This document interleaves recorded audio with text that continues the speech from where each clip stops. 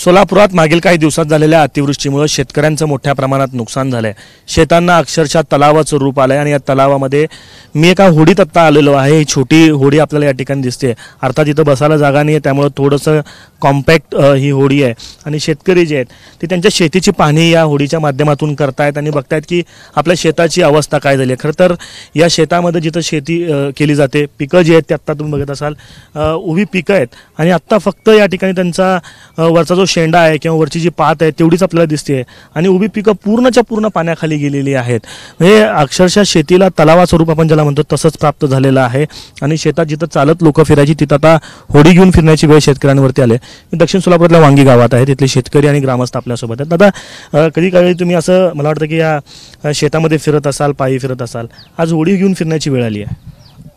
काय झालेलं आहे, मागील महिना ते दीड महिन्यापासून दक्षिण सोलापूर असेल किंवा सोलापूर जिल्ह्यामध्ये मोठ्या प्रमाणात अतिवृष्टी झालेली आहे आणि त्याचाच भाग म्हणून वरून जे पाणी येते सीना कोळेगाव असेल किंवा उजनी धरणामधून मोठ्या प्रमाणात हे सीना नदी म्हणून एक लहान नदी येते, त्या नदीला मोठ्या प्रमाणात पूर आल्यामुळं मागील 4 ते 5 दिवसापासून सीना नदीला पाणी वाढत आहे। त्यामुळं वांगी गावामध्ये मोठ्या प्रमाणात नुकसान झालेलं आहे। आता आपण बघत असाल की हे शेती असेल किंवा पलीकडे जे राहणारे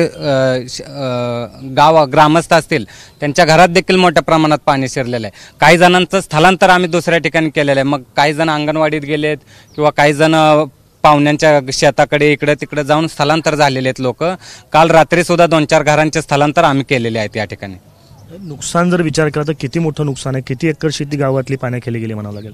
नुकसान शेतकऱ्यांचं मोठ्या प्रमाणात कमीत कमी एक 400 ते 500 एकर शेती आतापर्यंत पाण्यामध्ये गेलेली असेल आणि एक 40-50 घरांचं तर नुकसान झालेलं आता प्राथमिक स्तरावर तर दिसत आहे। आणि प्रशासनाला देखील आम्ही तहसीलदार असतील किंवा BDO यांच्याशी देखील आमचा कॉन्टॅक्ट झाला आहे। त्यांनी देखील म्हणतात की पंचनामे करायचे आहेत, अजून वरून आदेश आलेला नाही। आता ज्यावेळेस पंचनामे करेल त्यावेळेस नुकसानाचं बघूया आता, कारण मोठ्या प्रमाणात घरांचं ते नुकसान झालेलं आहे आमच्याकडे। काय परिस्थिती आहे गावामध्ये? अनेकांच्या घरात पाणी आपण बघितलं, आता शेती जे ते पूर्णपणे पाण्यात आहे, सगळीकडे अशीच परिस्थिती आहे? हा, सगळीकडे अशीच परिस्थिती आहे। पूर्ण गाव सगळं पाणी घेरटलेलं आहे।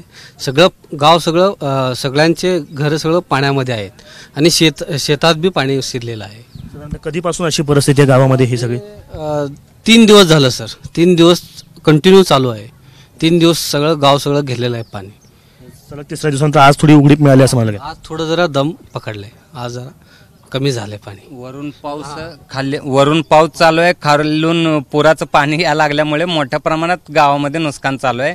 आणि दुसरी एक गोष्ट, पालकमंत्री असतील किंवा जिल्हाधिकारी यांनी लवकरात लवकर सगळ्या भागात सरसकट पंचनामे केलं तर शेतकऱ्याला फुल नाही फुलाची पाकळी थोडी तरी मदत व्हावी, यासाठी आम्ही आज आमच्या गावामध्ये ABP माझा, जो खरंच आम्ही आपल्या चॅनलचं मनापासून आभार मानतो।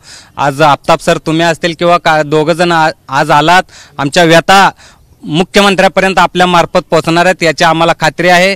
आणि लवकरात लवकर आमच्या ह्या गावाचे असतील किंवा आजूबाजूला पंचनामे होऊन एक दिलासा आम्हाला मिळाला पाहिजे, एवढी आमची अपेक्षा आहे। नक्कीच हा दिलासा खरं तर शेतकऱ्यांना मिळाला पाहिजे अपेक्षा आहे। त्यामुळेच आपण ABP माझाच्या माध्यमातून हे सगळं दृश्य सोलापूर जिल्ह्याच्या परिस्थितीतलं दाखवतोय।